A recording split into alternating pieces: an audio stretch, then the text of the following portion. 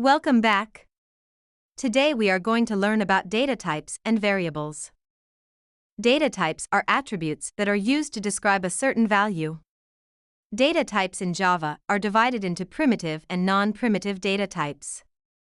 Primitive data types are the simplest data types that cannot be further simplified. The primitive data types are Boolean, byte, char, short, int, long, float, and double. Boolean is used for true/false values. Char is for a single character or a letter. Int is used for a whole number, positive or negative. Double is for decimal numbers with up to 16 decimal digits. But why do we have so many data types? The main reason for having different data types is comparison. If the data types aren't equal, there can be no comparison. So, let us try that in code and figure out if comparison can happen in different data types.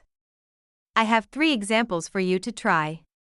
You can pause here and try.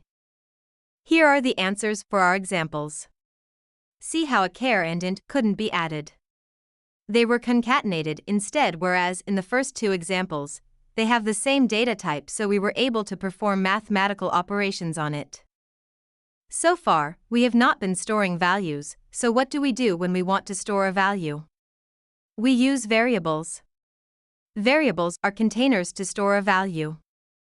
These containers are named descriptively. They are key-sensitive, so we have to use the same capitalization and spacing when using the variable as we do when declaring it. 2 variables with the same names can have different data types, so be careful while declaring and using them. Let us try and use these variables and data types now. Here I have a practice problem. Go ahead and try it. Pause the video here and come back once you're done to check your answers. Here is my approach to the problem. All of my variables are descriptive so that anyone else reading my code can understand it easily.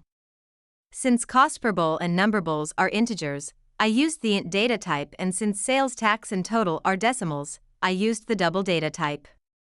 I hope all that made sense to you. I'll see you in the next lesson.